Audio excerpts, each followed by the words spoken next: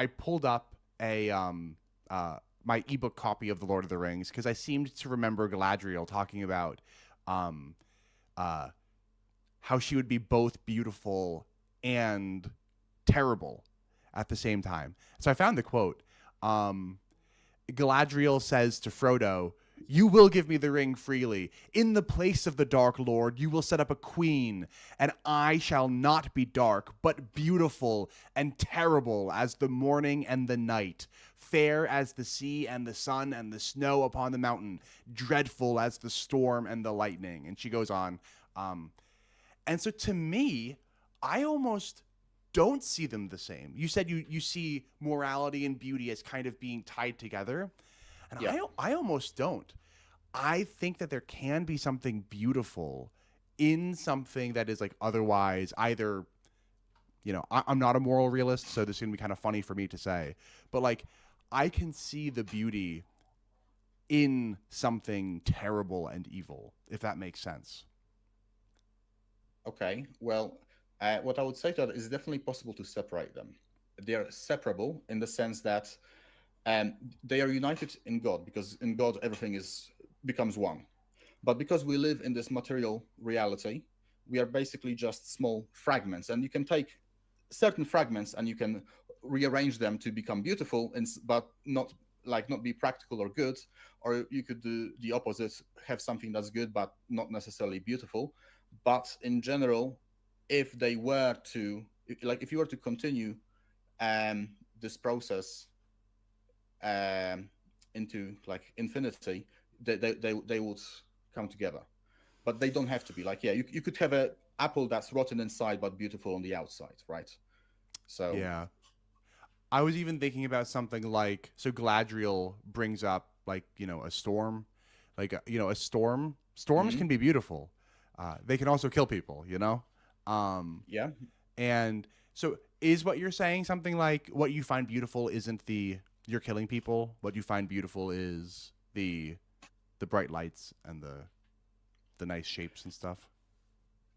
What I'm saying is they can be disconnected. They don't have to be connected together here, like in our material world.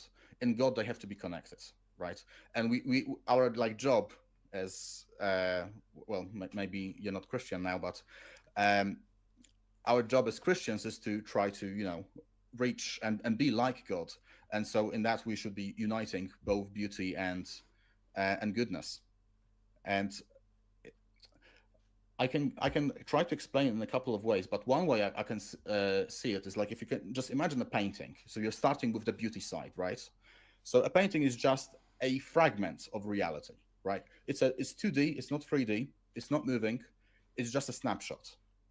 But then, okay, so maybe you can improve it a little bit. Now you're making a statue. Now it's 3D, but it's still not moving. So maybe then you can start to move it. And now, since now it's moving, it can move in more or less beautiful ways, for example, right? So now you have like a moving object. And uh, at that point, as soon as you like introduce movement, you're starting to introduce morality as well, because that's less action, right? Morality is all about action, about what you do, not just how you look. So if you just keep increasing, like if you keep adding the layers of reality, eventually they start to come together. They are separate when you like abstract them. If you look at the abstraction, then because and what a painting is, or a photo or something like that, is literally is just a snapshot of reality. It's not reality itself. It's disconnected from reality, right? It's just a small aspect of it. And if you keep adding more and more reality into it, eventually you can't avoid adding goodness into the beauty. That's the way I see it. Yeah, no, that is interesting to think about, like how the motion adds beauty and morality, but I guess like a 2D painting, one 2D painting could be more beautiful than another 2D painting. But the one painting is not going to be Yes. more or less moral because that doesn't make sense because it's just a painting. Well, it's representing something that is real, right?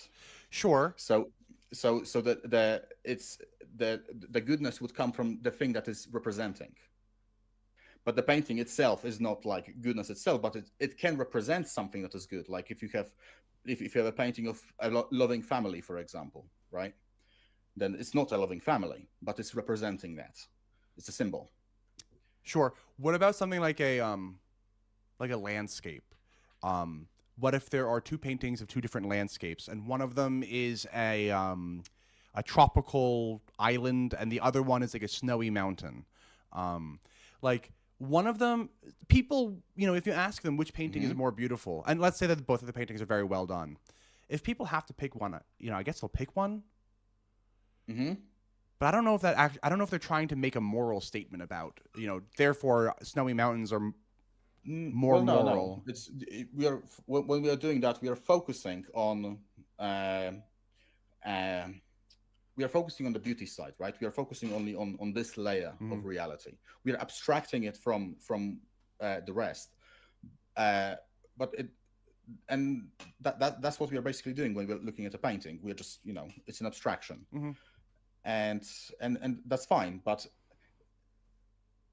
that's because it's not connected to the reality, like I said. So like, yes, you can abstract it. You can like uh have a rotten apple that's beautiful on the outside and you can't see it on the inside, right?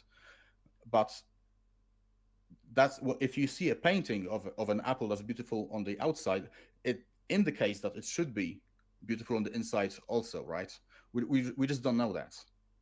We don't know that. We are assuming that, and it's there's like intention coming from the painting.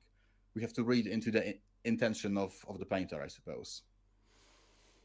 What do you think the intention of like a landscape painting would be Is natural to show the natural beauty of to show creation. the natural beauty? No, that's a good answer. And one of them could be doing it better than the other. Yeah.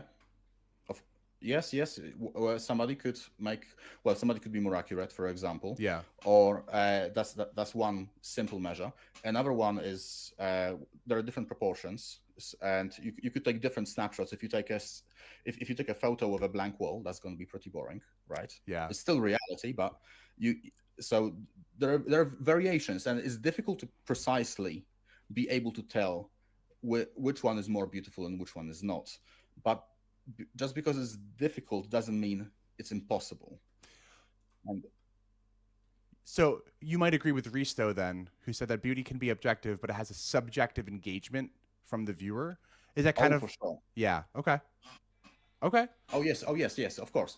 Oh yeah. So that's a very actually. It's a, so thanks for that, Risto. It's a very good distinction because uh, I'm talking about like only the objective aspect, but how we feel about it can be very different. Somebody could find something that is objectively ugly as beautiful, Yeah. or something that is objectively beautiful as ugly. That's of course we have our like subjective way to view the world, and that's a very important part of actually it's a part of what I wanted to talk about as well. uh, Even like if we just move away from beauty for a little while and Sure. onto knowledge,